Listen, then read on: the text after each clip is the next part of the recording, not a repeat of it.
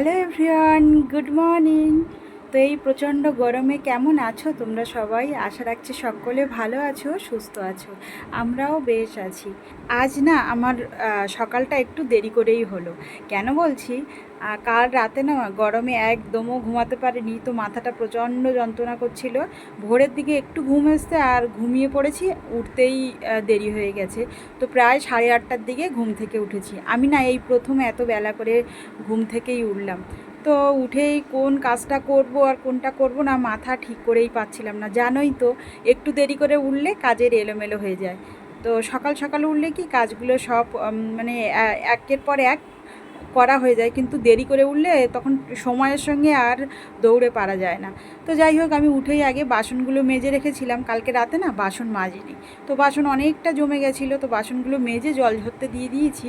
দিয়ে দেখো ঘরের ভিতরে আমি এসে ঝাড়টা দিয়ে দিচ্ছি। আর এই যে ছোট্ট একটু ঘর, তো জানি না কোথা থেকে এত ধুলো হয়। তো এই ঝাড় দিয়ে সব জিনিস পরিষ্কার করছি, আবার মানে মুহূর্তের ভিতরে আবার সব ধুলো ধুলো হয়ে যাচ্ছে। তো রাস্তার পাশেই ঘরটা, তো হয়তো তার জন্য ধুলোটা একটু বেশি হয়, তবু এত পরিষ্কার করি তবুও ধুলো কম হয় না। তো দেখো আমি ঘরটাকে ঝাড় দিয়ে নিচ্ছিলাম। ঘরটা ঝাড় দিয়ে নিয়ে তারপরে একটু রান্নাবান্নার দিকে যাব। তো আজকের বলছি না অনেকটা দেরি হয়ে গেছে, তাই কোনটা আগে করব বুঝেই পাচ্ছি না। তো দেখো আমি ঘরটা সুন্দর করে ঝাড় দিয়ে নিয়েছি। আর এখানে দেখো আদি খেলছিল, খেলতে খেলতে জিনিসপত্রগুলো এলোমেলো করে সব ছড়িয়ে দিয়ে চলে গেছে। তো সেগুলো আবার গুছাচ্ছিলাম। আর এই ব্যানারটা দেখছো, এই ব্যানারটা না রাতে যখন প্রচণ্ড গরম পড়ে, তো আদি আর আদির বাবা এই বাইরে এসে মানে বিছানা পেতে শোয়, তো তার জন্য ব্যানারটা রেখে দিয়েছে। আর এই যে উইকেট, আদিবাবুর খেলার উইকেট।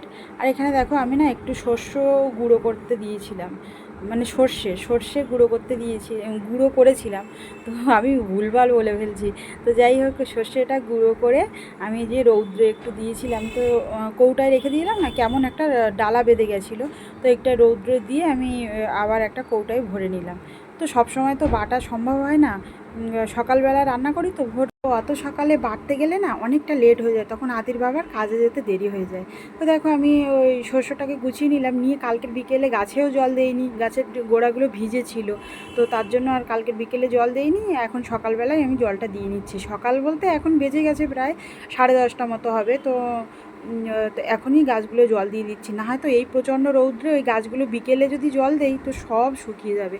তার জন্য আমি এখন একটু একটু করে জল দিয়ে দিলাম, আবার বিকেলে জল দিয়ে দেবো। আর জানো তো এই গাছগুলো না আমি নিজে হাতে করে লাগিয়েছি, তো একটু যদি এদের মানে পাতা শুকিয়ে যায় তো আমার না প্রচণ্ড কষ্ট লাগে। তো তার জন্য মানে সবসময় আমি জল দিয়ে ভিজিয়ে রাখি, যে এই গরমে ওদের জন্য একদমও কষ্ট না হয়। আর বুঝতেই তো পারছো কি প্রচণ্ড গরম পড়েছে, কলকাতায় তো এখন মানে 48 ডিগ্রি তাপমাত্রা চলছে। তাহলে ভাবো কি মানে ঘরের পা বাইরে দেওয়া যাচ্ছে না।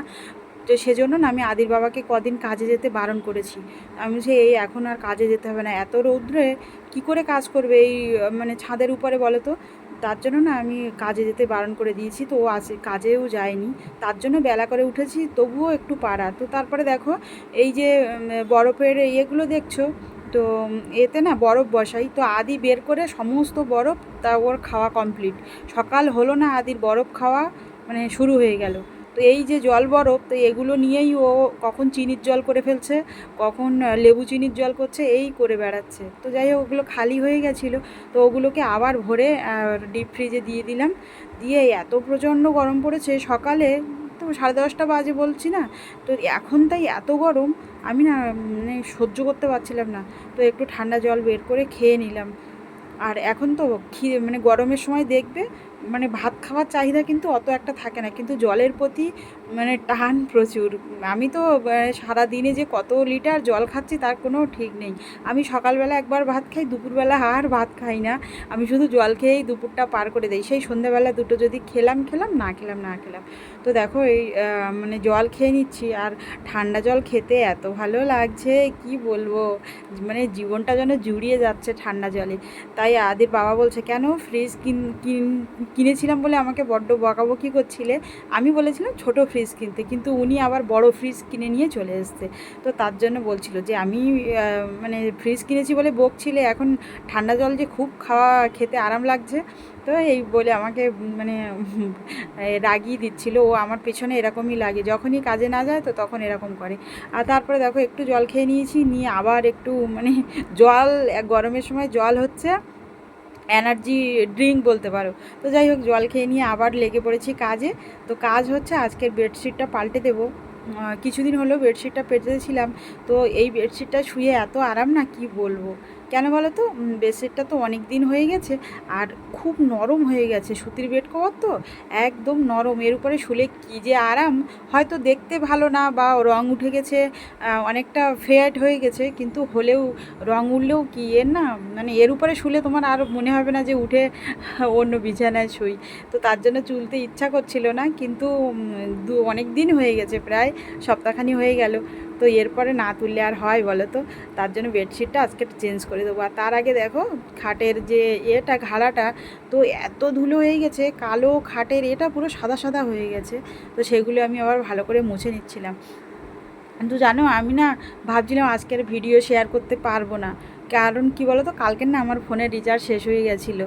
তো আদির বাবা অনেক কটা দোকানে গেছিলো, কিন্তু ফোনে রিচার্জ করাতে পারেনি। মানে এখন তো অনেক রকম মানে কাজ চলছে, মানে সাইবার ক্যাফে, তো তার জন্য গেছিলো, জানি না কি অসুবিধা হয়েছে, মানে ফোন রিচার্জ করতে পারেনি। তো খুব চিন্তা করছিলাম, আমি ভাবছিলাম হয়তো মানে কালকের ভিডিও দিতে পারবো না। তো তারপর শেষমেশ আমাদের একটা পরিচিত দাদা, তো ওনার কাছ দিয়েই হচ্ছে ফোনের রিচার্জটা করিয়ে নিয়েছি। ওনাকে টাকা দিয়ে দিয়েছি, কিন্তু উনি রিচার্জটা করিয়ে দিয়েছেন। তো এই যে দেখো আমার খাটটা মোছা হয়ে গেল। আর আজকের কিন্তু আমার ভিডিওটা হয়তো তোমাদের কাছে যেতে একটু দেরি হয়ে যাবে, কেননা কালকের বলছিলাম না ফোনে ব্যালেন্স ছিল না, তার জন্য না ভিডিও আপলোডও করতে পারিনি। জানো তো, ব্যালেন্স না থাকলে ইনশটে তো মানে ইনশট অ্যাপটাই খোলে না। তো যাই হোক, দেরি হয় হোক, তবুও তো তোমাদের কাছে গিয়ে পৌঁছবে। তো এই যে দেখো আমি বিছানাটা সুন্দর করে মানে তুলে নিয়েছি, যে বেডশিটটা দিয়ে ঝেড়ে নিচ্ছিলাম। তো বেডশিট পাতা থাকে, তবুও তোশকের উপরে প্রচণ্ড ধুলো হয়। তো একটু মানে প্রত্যেক দিন একটু ঝেড়ে নিলে না একটু পরিষ্কার থাকে। তো ঝাড়া আমার হয়ে গেছে, আর এবার বেডশিটটা পেতে নেব। আর এই গরমে না আমি এখন সব মানে সুতির বেড কভারই বেশি পাচ্ছি। তো আমার অন্য রকম বেড কভার আছে, যে ওই সিসি কটন নাকি বলে না, ওই বেড কভারগুলোও আছে, কিন্তু ওগুলো আমি আর পাচ্ছি না। মানে ওই পেতে দিলে না আর রাত্রে শোয়া যাবে না। একে তো উপরে টিনের চাল, আর তার উপরে যদি ওই বেড কভার হয় তাহলে আর বলো শোয়া কি যায়, পিঠের চামড়া হয়তো উঠে যাবে গরমে। তো ওর জন্য আর ওগুলো পাচ্ছি না। তো এই যে দেখো এই বেড কভারটাও আমি কিন্তু ফ্লিপকার্ট থেকে নিয়েছিলাম। তো তখন তো জানতাম না, আমার না ফ্লিপকার্ট দিয়ে এই বেড কভারটা অনেকটাই দাম নিয়েছিল, প্রায় 400 টাকা মতো নিয়েছিল।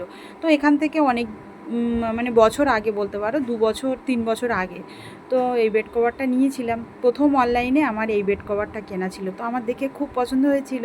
আদির বাবাকে বলতে না, আর মানে আমাকে কিনে দিয়েছিল। আদির বাবার আমি যদি কোনো জিনিস পছন্দ করি, তো ওকে যদি বলি তো কখনো না করে না। ওর কাছে মানে টাকা থাকলে সঙ্গে সঙ্গেই ও সেই জিনিসটা আমাকে এনে দেয় বা কিনে দেয় বলতে পারো। তো যাই হোক, অনেক দিনই বেড কভারটা ব্যবহার করছি। বেড কভারটা কিন্তু মানে মোটামুটি ভালো, কিন্তু বালিশের কভারগুলো অত একটা ভালো হয়নি। তো বেড কভারটা ভালো। আর তারপরে এই যে দেখো, এই যে এখানটায় আমার ডেলি ইউজে জামা কাপড়গুলো রেখে দিই। তো এই জায়গাটা মানে বাবা ছেলে মিলে যার যখন যেটা লাগছে সে টেনে নিয়ে বের করে নিয়ে চলে যাচ্ছে। আর জামা কাপড়গুলো এদিক ওদিক মানে ভাঁজ করা জামা কাপড় পড়ে যাচ্ছে, কিন্তু সেগুলো কিন্তু আর গোছানোর লোক নেই। সেই গোছানোর লোক হচ্ছে আমি। তো বলো, এই প্রচণ্ড গরমে এই সমস্ত সংসারের কাজ করে, বাইরের কাজ করে কতটা কষ্ট হয়। আর উপরে গোছানো জিনিস যদি এভাবে ছড়িয়ে ছিটিয়ে রাখে, বলো তো কেমন রাগ হয়। আমার না প্রচণ্ড মাথা গরম হয়ে যায়। তো বসে বসে গোছাচ্ছিলাম আর খুব রাগ হচ্ছিল যে এক কাজ বারবার আমাকে করতে হচ্ছে। তো যাই হোক, অনেকটাই ভিডিও তোমাদের সঙ্গে শেয়ার করলাম, আর বেশি বড় করছি না ভিডিওটি। আমি জামা কাপড়গুলো গুছিয়ে রাখি, আর ভিডিওটা এই পর্যন্তই রাখি। তো আমার ভিডিওগুলো কেমন হচ্ছে তোমরা মানে কমেন্ট করে জানাতে একদমও ভুলো না। আর এই গরমে সবাই ভালো থেকো, সুস্থ থেকো, নিজেদের খেয়াল রেখো, অন্যদেরও খেয়াল রেখো। তো আবার পরে দেখা হচ্ছে। তো আজ তাহলে আসি, টাটা, বাই বাই।